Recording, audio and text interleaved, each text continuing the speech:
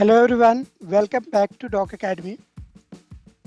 आज हम लोग सीखने जा रहे हैं रिलेशनशिप्स और ये हमारा पावर बीआई का पार्ट 28 है और डेटा मॉडलिंग का पार्ट 1 है ये, जिसके अंदर हम लोग सीखेंगे रिलेशनशिप। अब रिलेशनशिप में पावर बीआई के मल्टीपल सोर्स से आप लोग डेटा इंपोर्ट करते हो। जैसे हो सकता है आपने सिक्वल से इंपोर्ट किया, हो सकता है एक्सेल के भी मल्टीपल एक्सेल से इंपोर्ट किया हो, या सिक्वल में भी मल्टीपल टेबल से इंपोर्ट किया हो और आपको सिक्वल नहीं आता है जिससे आप ज्वाइन नहीं लगा सकते, तो आप इंपोर्ट करके पावर बीआई में भी डेटा मॉडलिंग कर सकते हो। ये भी हो सकता है कि आपने कुछ डेटा शेयर पॉइंट से, कुछ डेटा एक्सेल से, कुछ डेटा अपने सीएसवी से लिया हो, कुछ डेटा पीडीएफ से लाए हो, या फिर कुछ डेटा अदर डेटा सोर्स से हो। तो उन सारे डेटा जो, या फिर एक्सेल के ही मल्टीपल डेटा सोर्स हो, उन सारे डेटा के बीच में जो रिलेशनशिप क्रिएट करना होता है उसी को हम लोग डेटा मॉडलिंग कहते हैं। उनसे मीनिंगफुल, आप एग्जांपल के लिए मेरे पास हेड काउंट है जिसके अंदर हमारे पास एम्प्लॉय आईडी, एम्प्लॉय का नेम, उनके मैनेजर का नेम, उनकी डेजिग्नेशन है, उनका डिपार्टमेंट है, उनके सब डिपार्टमेंट्स नेम है, एक्सेट्रा है। दूसरी तरफ मेरे पास सेल्स का जो सीआरएम रिपोर्ट है उसमें एम्प्लॉय आईडी है, डेट है और उनकी सेल्स की रिपोर्ट है। हम आगे अगेन तीसरी तरफ चलते हैं कस्टमर सर्विस का है, जिसमें हमारे पास एम्प्लॉय आईडी है और हमारे एम्प्लॉय का डेट है और उन्होंने कितने का काउंट ऑफ कॉल किया है, कितने काउंट ऑफ कस्टमर उनसे सेटिस्फाइड है, कितने काउंट ऑफ कस्टमर उनसे नॉन सेटिस्फाइड है, डिससेटिस्फाइड है। तो ये सारी रिपोर्ट को एक जगह पे लेकर आना और उससे मीनिंगफुल इंसाइट्स बनाना, यही हमारा डेटा मॉडलिंग कहलाता है। तो इसको हम लोग प्रैक्टिकली देखते हैं। उससे पहले हम लोग कुछ इनके पावर बीआई रिलेशनशिप्स के बारे में जानते हैं। Power BI's relationship feature is essential for connecting and analyzing data from multiple tables in a dataset efficiently. Relationships define how data in different tables relate to each other, allowing users to create meaningful visualizations and insights. There are four primary types of relationships in Power BI: one-to-one, one-to-many, many-to-one, and many-to-many. In a one-to-one relationship, each record in one table corresponds to exactly one record in another table. This type of relationship is less common but useful in scenarios where precise matching between records is required. For example, in a database containing employee information, there might be a one-to-one relationship between the employee table and the employee address table, where each employee has exactly one corresponding address record. In a one-to-many relationship, each record in one table can have one or more related records in another table, but each record in the related table corresponds to only one record in the primary table. This type of relationship is the most common and is used when one entity can have multiple related entities. For instance, in a database with a customers table and an orders table, there would be a one-to-many relationship, as each customer can have multiple orders, but each order belongs to only one customer. A many-to-one relationship is essentially the reverse of a one-to-many relationship. In this type of relationship, multiple records in one table can relate to a single record in another table. It's less common but still significant in certain scenarios. For instance, in a sales table linked to a region table, many sales records might be associated with a single region. In a many-to-many relationship, each record in one table can relate to one or more records in another table, and vice versa. This type of relationship is often implemented through a junction table, which resolves the many-to-many relationship into two one-to-many relationships. For example, in a database with students and courses tables, a many-to-many relationship can be established through a student courses junction table, where each record links a student to one or more courses, and each course to one or more students.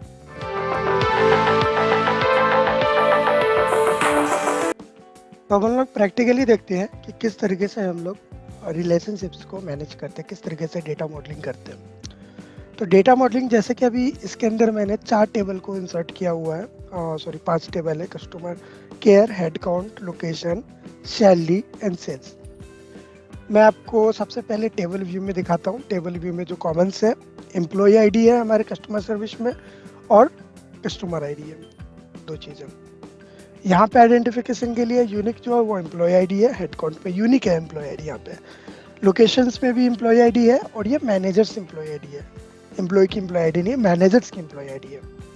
Then salaries, salaries के अंदर जो unique value है वो employ ID है, then उनकी salaries है। और sales के अंदर कस्टमर आईडी या सेल्स आईडी जो है वो यूनिक वैल्यू है, और एम्प्लॉय आईडी जो उन्होंने सेल किया है। इसके अंदर मैंने लोकेशन डाल दिया था गलती से, मैं इसको रिमूव कर देता हूँ यहाँ से एक्सेल से।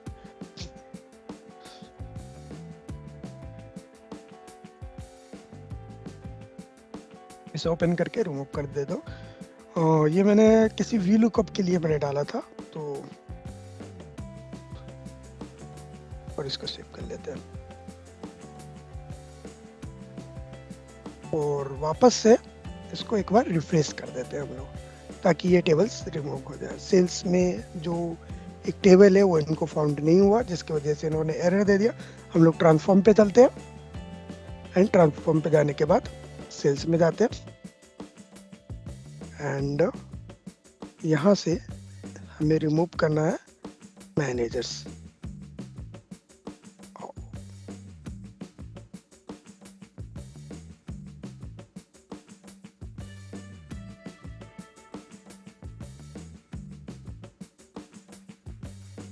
इसको हम लोग ओपन कर देते हैं वापस से।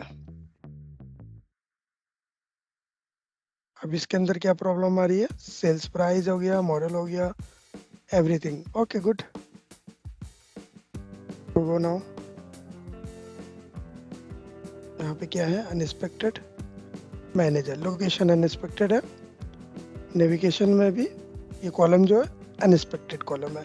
इनको हम लोग एक बार रिफ्रेश कर लेते हैं, प्रीव्यू, रिफ्रेश प्रीव्यू। अब कॉलम से 1 तक है केवल, प्रमोट किया हमने हेडर, और यहाँ पे अब हमारा पूरा का पूरा डेटा आ चुका है। अब हम लोग इसको वापस से क्लोज एंड अप्लाई कर देते हैं।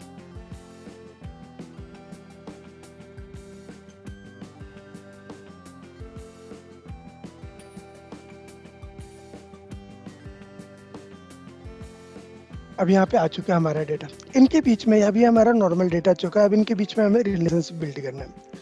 रिलेशनशिप बिल्ड करने के लिए हमारे को एक तो जब आप यहाँ पे रिपोर्ट व्यू में होते हो तो यहाँ पे मॉडलिंग में जाते हैं। मॉडलिंग में जाने के बाद यहाँ पे एक आता है मैनेज रिलेशनशिप्स। अगर आप टेबल व्यू में हो तो टेबल व्यू में भी आप यहाँ पे, एक मिनट, टेबल टूल्स में जाते हो और यहाँ पे आपको आ जाता है मैनेज रिलेशनशिप। और एक ही हमारा मॉडल व्यू है। मॉडल व्यू अपने आप में ही पूरा रिलेशनशिप से रिलेटेड होता है। इसमें आपको दिखता है कि कौन सा टेबल कहाँ कहाँ पे है, और यहाँ पे आता है मैनेज रिलेशनशिप। रिलेशनशिप बनाने के कई सारे तरीके होते हैं। एक जो होता है आपका सिंपल सा एम्प्लॉय आईडी और एम्प्लॉय आईडी, सिंपल उठा के रख दो, इन दोनों के बीच में रिलेशनशिप क्रिएट हो गई है। ये खुद ही क्रिएट कर देगा, 1 to 1 है, 1 to many में, जो भी है आपस में जो भी रिलेशनशिप क्रिएट करना है। अब यहाँ इनका करना है, तो इसमें क्या करना है मुझे, यहाँ पर अगर आप देखोगे 1 सेकेंड यहाँ पे, तो इसको मुझे मैनेजर्स की एम्प्लॉय आईडी से लेकर आना है। तो यहाँ से हमें क्या करना है, इसको उठा के यहाँ रखना है, इसको सिंपल। तो अब यहाँ पर इनके बीच में एक रिलेशनशिप हो गया, एम्प्लॉय, यानी ये जो रिलेशनशिप हुआ, अगर हम लोग इस पर क्लिक करते हैं तो मैनेजर्स एम्प्लॉय आईडी और मैनेजर्स एम्प्लॉय आईडी के बीच में हुआ है। ठीक है, हम इसको अब टेबल व्यू में देखते हैं। ये देखोगे यहाँ पे, तो हेड काउंट के मैनेजर आईडी, लोकेशन के मैनेजर आईडी के बीच में रिलेशनशिप है, एंड साथ ही साथ सेल्स आईडी और कस्टमर आईडी और हेड काउंट के एम्प्लॉय आईडी, इनके बीच में रिलेशनशिप है।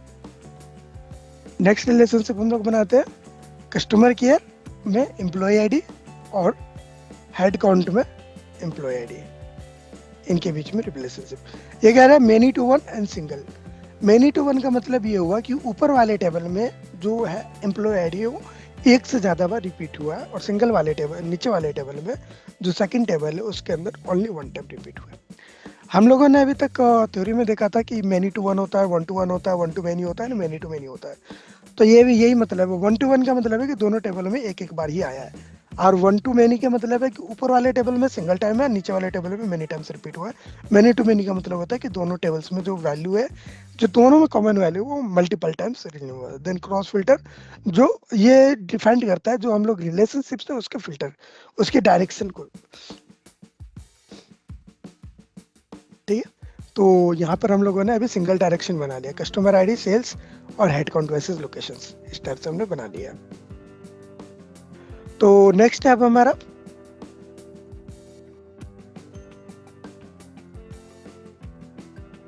सैलरी और हेड काउंट के बीच में। तो दोनों के बीच में कॉमन क्या है, एम्प्लॉय आईडी, और ये क्या 1 to 1, यानी employee ID head count table में भी सिंगल टाइम आएगा और सैलरी टेबल में भी सिंगल टाइम आएगा। तो ये 1 to 1 रिलेशनशिप होगा दोनों के बीच में।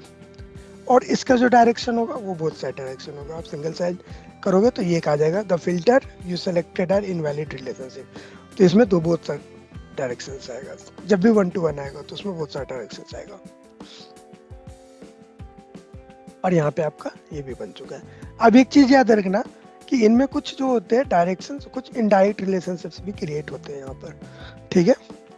कुछ डायरेक्ट रिलेशनशिप्स होते हैं, कुछ इनडायरेक्ट रिलेशनशिप्स भी क्रिएट होते हैं। अब हमारे सारे टेबल्स आ चुके हैं इसमें, salary, sales, locations and customer care सारे आ चुके हैं। सारे आपस में रिलेशनशिप्स क्रिएट हो चुके हैं।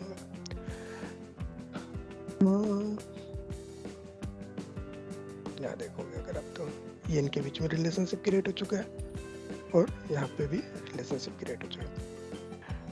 अब हम लोग रिलेशनशिप क्रिएट होने के इनके आपस में कई मतलब फायदे होते हैं जो इनके यूजफुल होते हैं। सबसे पहली बात तो ये है कि अब मैं अगर सिंगल टेबल देखता हूँ, सेल्स टेबल, कस्टमर आईडी है, मैनेजर्स वाइज अगर मुझे सेल्स निकालना है, क्या मैं मैनेजर वाइज सेल्स निकाल सकता हूँ direct? Of course no. But क्योंकि मैं अगर रिलेशनशिप्स मैंने क्रिएट कर रखा है और यहाँ पे मैं एक मैनेजर वाइज सेल्स बनाता हूँ, हेड काउंट टेबल से मैं उठाता हूँ, 1 सेकेंड, हेड काउंट टेबल से यहाँ से उठाता हूँ मैं मैनेजर नेम, एक्स एक्सिस में डाल दिया मैंने, ठीक है। और सैलरी टेबल से उठा देते हैं हम लोग नेट सैलरी। अब यहाँ पे मैनेजर वाइज सैलरी आ चुका है। मैं इसको टेबलर व्यू में ले जाता हूँ और टेबलर व्यू में दिखाता हूँ, नेट सैलरी आ गया, ठीक है। अब सेल्स पे चलते हैं, टोटल सेल्स। अब जो टोटल सेल्स है, अब ये देखो सैलरीज तो सभी मैनेजर के एम्प्लॉयज को मिली है, लेकिन जरूरी नहीं है कि सभी मैनेजर्स के एम्प्लॉयज ने सेल्स भी किया है। सेल्स केवल जो सेल्स डिपार्टमेंट के मैनेजर्स है उनके अंडर में जो एम्प्लॉयज है उन्होंने किया है। अब इसी तरह जो एवरेज रेटिंग से हमारे यहाँ पे देखोगे, रेटिंग्स है, यहाँ पे सम ऑफ रेटिंग्स है, इसको हमें एवरेज में लेके चलना होगा।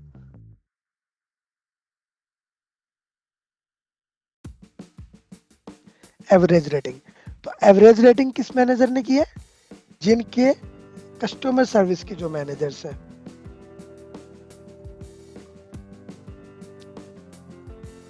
सेम, अब मुझे लोकेशन वाइज बनानी है चीजें। मैंने क्या किया, यहाँ पर इसी को कॉपी बना दिया, ठीक है। एंड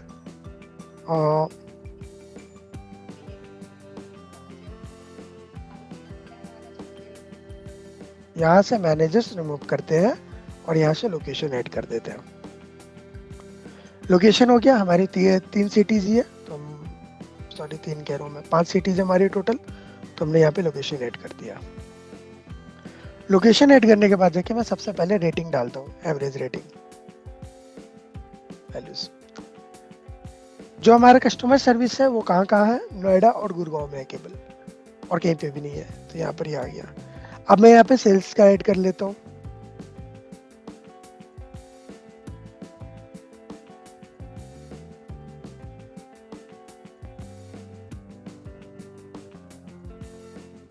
सेल्स भी हमारा नोएडा एंड गुड़गांव में होगा सिर्फ।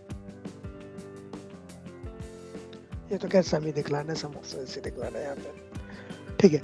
अगर हम लोग देखते हैं तो हमारे जो ओवरऑल हमारे पास लोकेशंस थी, 1 सेकेंड मैं फिर से एक कॉपी बना लेता हूँ इसका, और यहाँ से सेल्स एंड ये कस्टमर सर्विस हटा देते हैं। बैंगलोर, दिल्ली, गुड़गांव, हैदराबाद एंड नोएडा, ठीक है। जिनमें से सेल्स एंड कस्टमर सर्विस सिर्फ गुड़गांव एंड नोएडा के अंदर है हमारे पास। तो जब भी हम लोग रिलेशनशिप्स अगर नहीं होता, अब एक चीज और नोट करने वाली बात है, हम लोग यहाँ पर आते हैं वापस से, जो मेरा लोकेशंस है, लोकेशंस किससे मैच कर रहा है? हेड काउंट से। लोकेशन और हेड काउंट के बीच में रिलेशनशिप है, और रिलेशनशिप किस चीज से बना है, वो बना है हमारा कस्टमर आईडी से, सॉरी एम्प्लॉय आईडी से। रिलेशनशिप देखते हैं किस प्रकार का है, सिंगल डायरेक्शन रिलेशनशिप है, हेड काउंट से जाता है लोकेशन की तरफ, ठीक है। एक चीज और, कस्टमर सर्विस का किससे है, हेड काउंट से है। अब हम लोग सेकंड नंबर पे देखते हैं सेल्स का किससे, हेड काउंट से है, और सैलरी का भी हेड काउंट से और सेल्स का भी हेड काउंट से, ठीक है। तो यहाँ पर आप देखोगे एक चीज और, इनडायरेक्टली लोकेशंस के एम्प्लॉय आईडी का रिलेशनशिप हो गया हमारे कस्टमर सर्विस के एम्प्लॉय आईडी से, सेल्स के एम्प्लॉय आईडी से, और हमारे जो एम्प्लॉय आईडी क्या नाम उसका, सैलरी की एम्प्लॉय आईडी है उसके साथ इनडायरेक्टली रिलेशनशिप हो चुका है, जिसकी वजह से ये हमें प्रिंट करके दे रहा है। अगर मैं यहाँ पे सैलरी ऐड करता हूँ,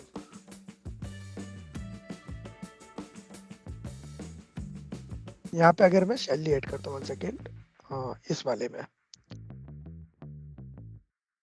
क्योंकि सैलरी जो है वो सभी लोकेशंस के एम्प्लॉयज को मिलेगी, तो यहाँ पर अब क्या आ गया, सभी लोकेशंस के नाम आ गए, बट जहाँ पे भी ब्लैंक था वो क्या हो रहा है, ब्लैंक हो गया, मतलब वो एरिया ब्लैंक हो गया। अब हम लोग ये देखना चाह रहे हैं कि भैया एक काम करो, यहाँ पे फिल्टर लगाते हैं हम लोग। फिल्टर भी हमने देखा था लास्ट टाइम, जो सैलरी है वो सैलरी क्या होनी चाहिए, वो ब्लैंक नहीं होनी चाहिए, is not blank, and apply the location,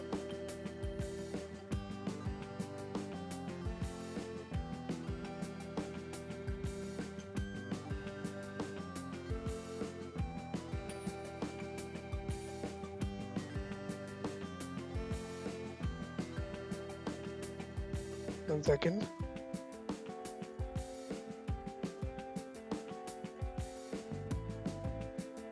sorry यार, सैलरी नॉट ब्लैंक ले लिया था मैंने, इज नॉट ब्लैंक, मैंने गलत फिल्टर लगा लिया था, एंड आई वाज कंफ्यूज कि ये वर्क क्यों नहीं कर रहा है, ठीक है। एंड सेल्स प्राइस जो भी है मेरा, सेल्स प्राइस में हम लोग आते हैं वापस से आ जाते हैं,